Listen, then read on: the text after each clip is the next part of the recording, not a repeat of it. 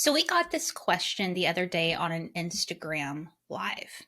It says, when an NFT holder passes away, who in that person's family gets what? Who gets the seed phrase? Who will receive any royalties? Does the entire family have knowledge of the content of the wallet and value? We had no idea. So we reached out, asked some questions. We're going to let you know right now.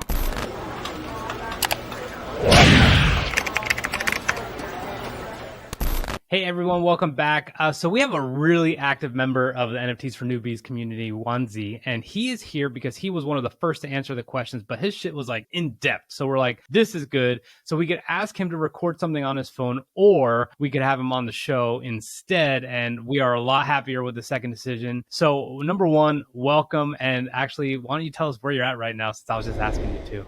Well, first, thank you for having me in the show.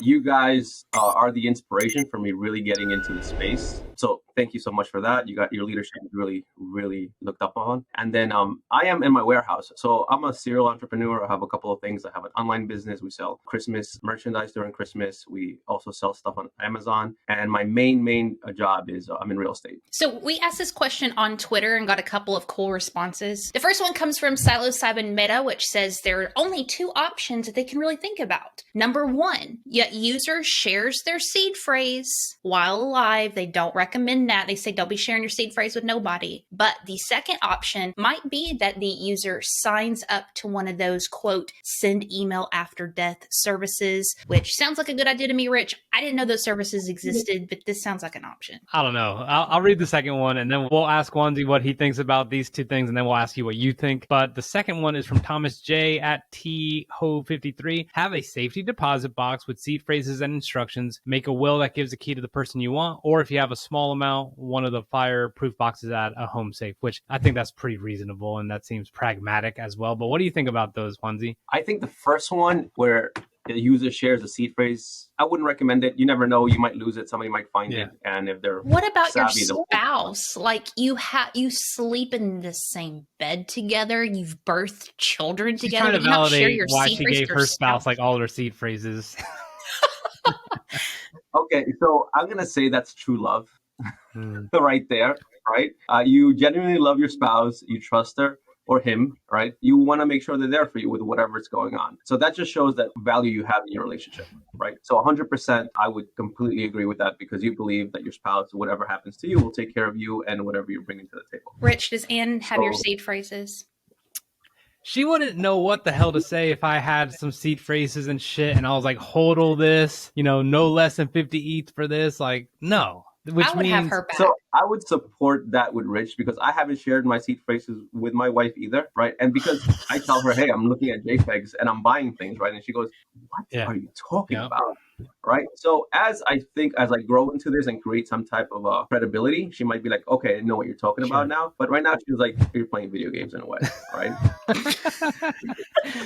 So the first one you agree with? Yeah, I agree with it 100%. It's definitely, if you feel comfortable with your spouse and obviously the relationship is there, you get to share what's going on, because whatever you bring to the table, whatever they bring to the table is 100% free for both of you. Just thinking about the instructions itself would be insanity. Like having to write it all out, like don't forget about gas fees. I can't even imagine. So what did you and Heather talk about before we got this interview scheduled? And you had some insight that obviously we wanted to bring you on to talk about. So what are some of your thoughts around this? So one of the biggest things that I deal with in real estate as an investor is we try to find properties at really good prices. Most of those properties are either estate sales or foreclosures. And when it comes to estate sales, you have your attorney make sure that everything is legally done right on paper. Otherwise, even if you sell it, title may not go through. Or if you buy it, title has to be clear. So one of the things that we do in estate sales, we always make sure it goes through the court or the probate, right? Once it goes through probate, if there's no will assigned, the court and the judge will assign an administrator. They would sign administrative papers and an administrator to administer the estate of the deceased individual. Real quick, in the absence of a will, like you said, and the judge decides, and let's not use Heather as an Stacy passes away and her husband John, and then she has 2 kids, like, is there any reason where it kind of normally would be a very high likelihood it would just go to the spouse in the absence of Well, will? it depends on the state.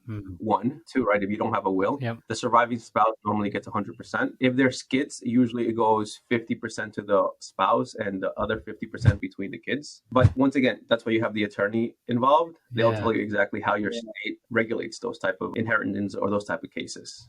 So basically what's going to happen is everyone listening to this episode is going to go get their attorney, because now now they're just like, well, NFTs are driving me to get these attorney fees because I got to make sure this is squared away, because if my son gets it, he's just going to cash out and go party in Vegas for a week, and then everything I worked so hard for with those V friends is going to be over. But anyway, Heather, you were about to say something. Go ahead. Well, I'm just saying, none of this really matters if your spouse and your crazy son can't get into your wallets because your seed phrase died with you. So we had these 3 options here.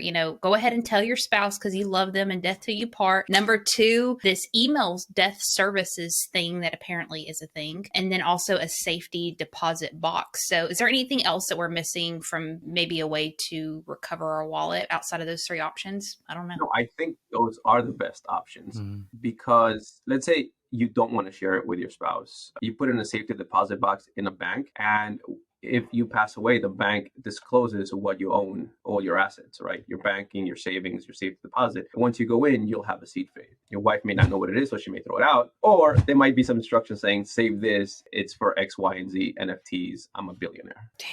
The crazy thing about this is, the more I think about it, is let's just say, and this is very possible, that in the next few years, the people who are super skeptical on NFTs are cheering because it falls out of the sky, it crashes completely, and people like us are just like, I'm still holding my shit. Like, I'm not worried about it. And then all of a sudden, everything bounces back. And it's 20 years from now, we completely forgot about everything. And all of a sudden, we're sitting on, NFTs in our wallets that are worth 100 ETH. Like, the possibility of forgetting about it or not even realizing what you potentially have as assets in a wallet is real. And then by then, it's like, you think I'm going to try to explain something when I'm 60 something to Ann about, like, by the way, I got these crazy NFT things and they're worth 100 grand a piece. Don't fuck it up.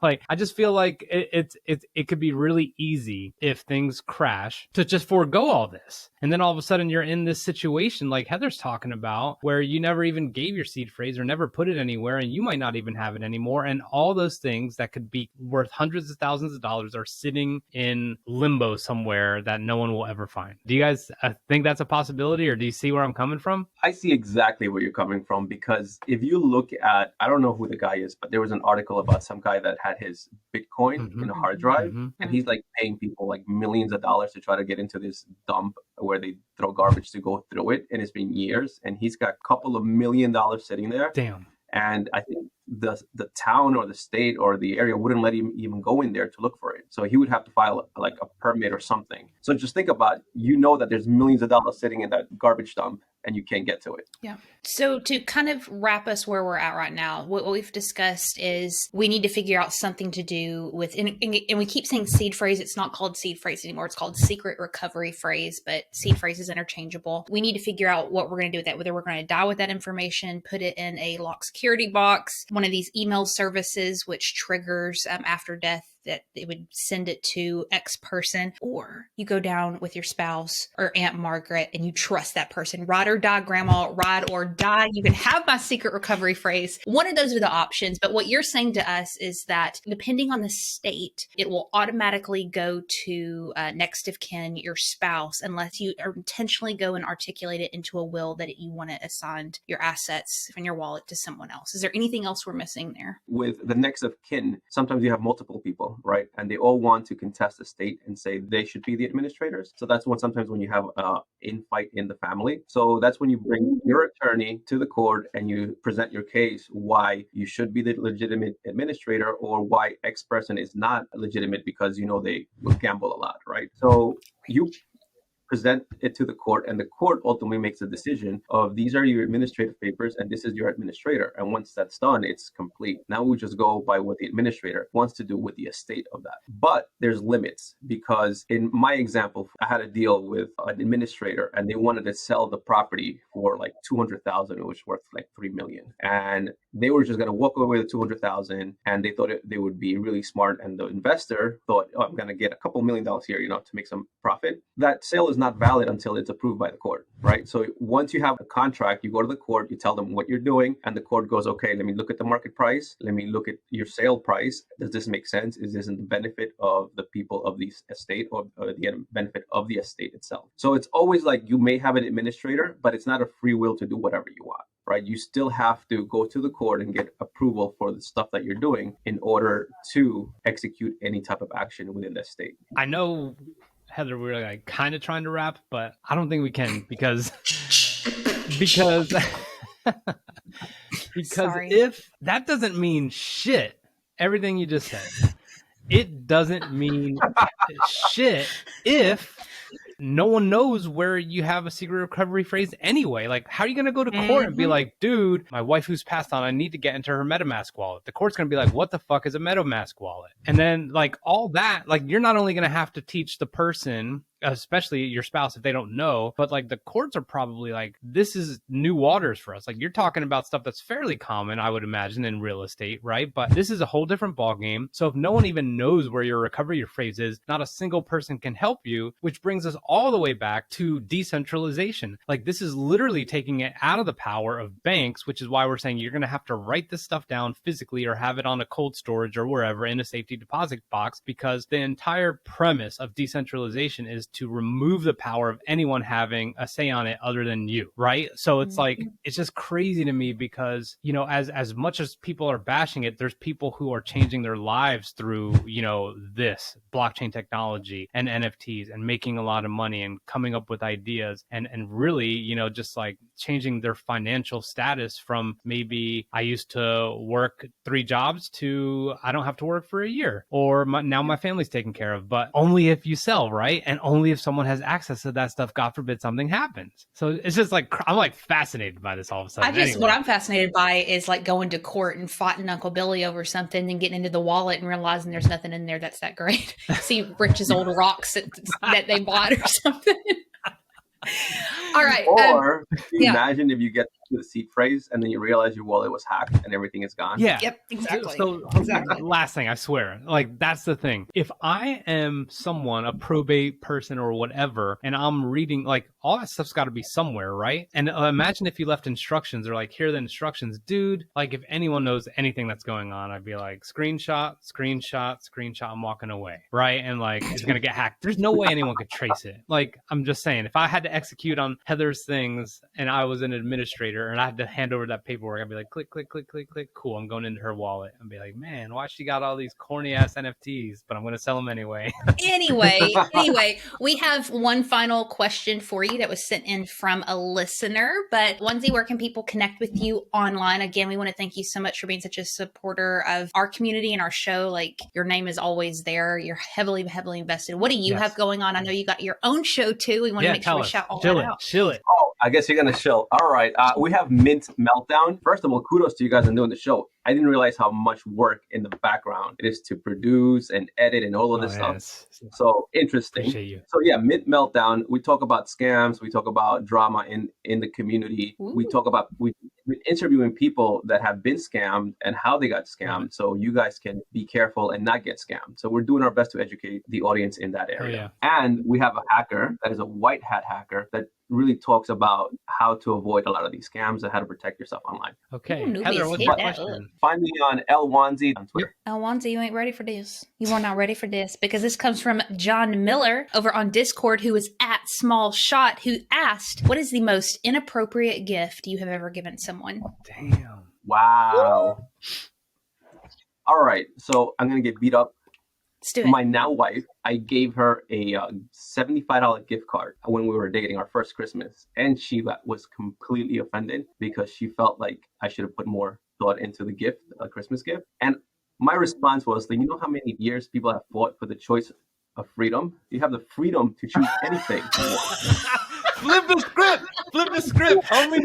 That's what I thought. And yeah, I ended up having to buy something. I don't remember what it was, but that was the worst gift I gave somebody. Damn, that's soft. Bring us I home, think I Rich. sent a 2-headed dildo to someone once, a friend of mine. I mean, Marines are crazy that way. But anyway, Heather, do you have anything that could top that? Bring us Heather? home, Rich. Thank you so much for listening. Please share it with other people. Definitely subscribe because we're just trying to put out some fantastic and fun content, but also the stuff that you need to know. So get your wills ready. Listen to what we had to say so that way you're not in a shady spot if you should pass away. And we will see you next time.